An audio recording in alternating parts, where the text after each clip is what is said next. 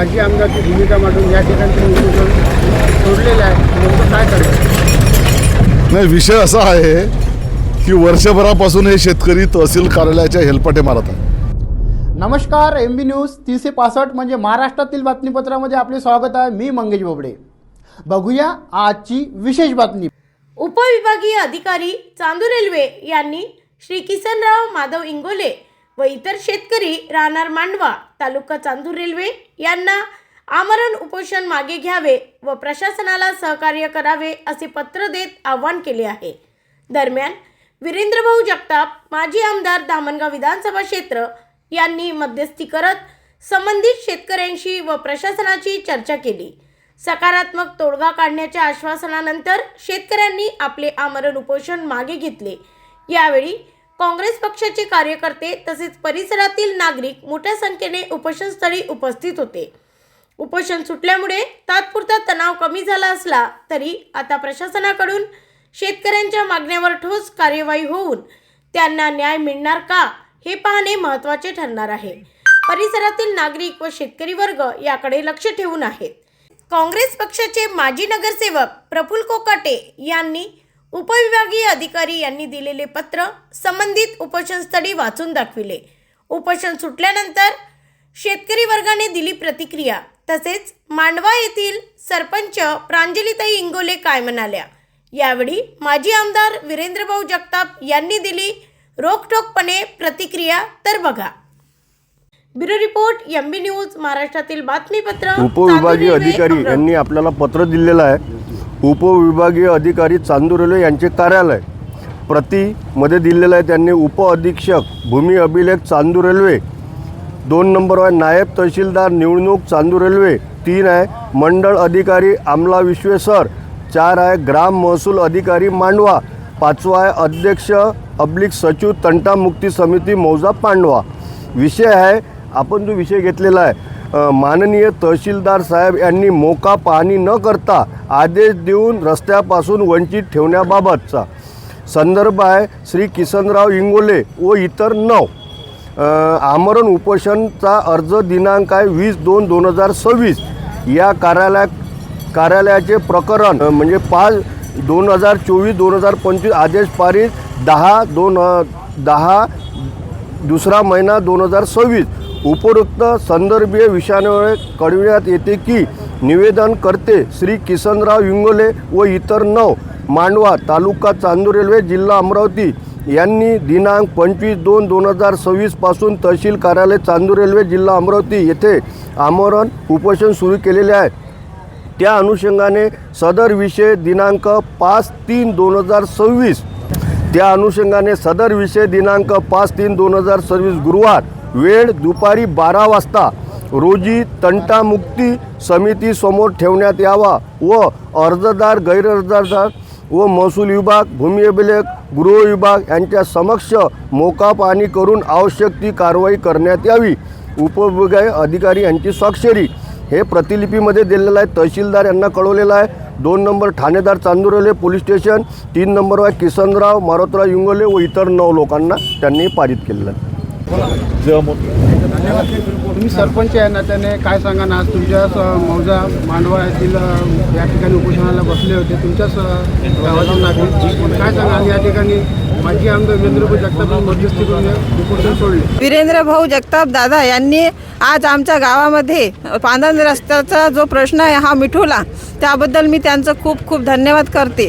आमदार भाऊ वीरेंद्रभाऊ जगताप आमच्या या रस्ता मोकळा करण्याच्या बाबतीत म्हणजे इतके संकटात पडलो होतो की बोलायचं काम नाही. ते संकट आमचं दूर करून दिलं, याबद्दल मी फार आभारी आहे.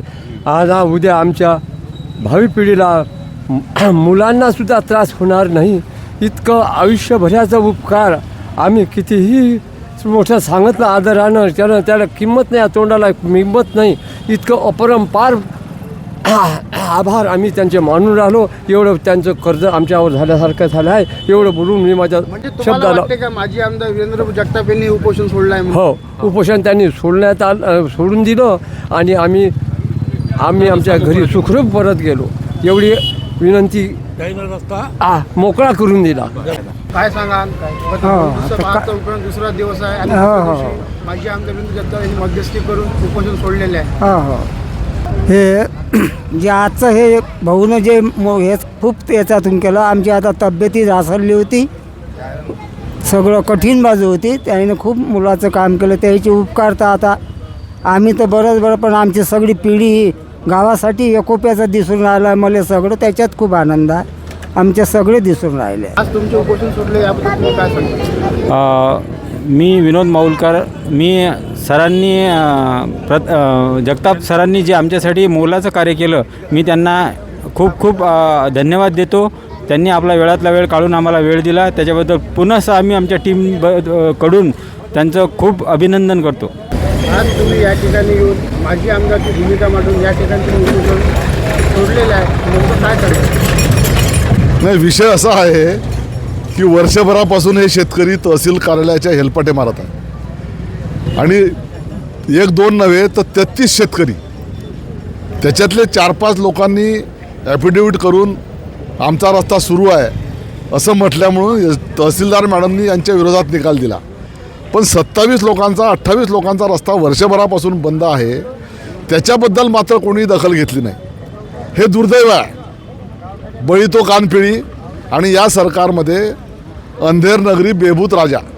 पालकमंत्र्यांना भेटले, आमदारांना भेटले, खासदारांना भेटले, पण कोणीही न्याय दिला नाही. शेवटी त्यांना उपोषणाला बसावं लागलं.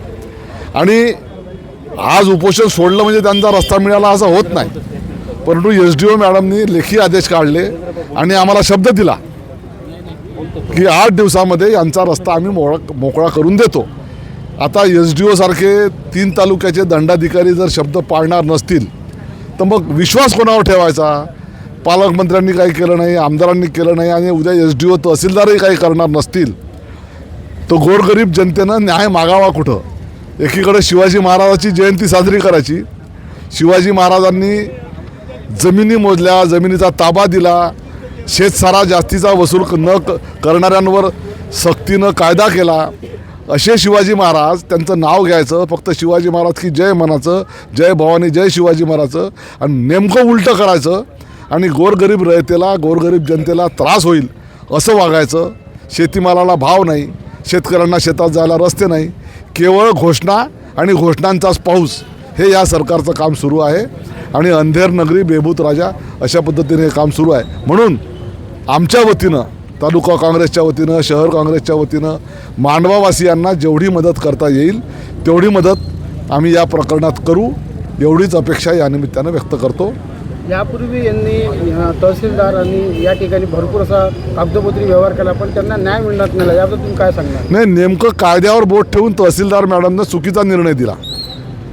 तहसीलदार मॅडमला जर कायदा समजतो तर अवैध रेती वाहतूक, अवैध मुरुम वाहतूक यांच्यापासून हप्ते घेऊन सगळं बरोबर करता येते, पैसे खाता येतात आणि शेतकऱ्यांना शेतरस्ता देता येत नाही. याचा अर्थ तहसीलदार, नायब तहसीलदार, SDO यांच्यावर पालकमंत्र्याचा आणि आमदारांचा अंकुश नाही.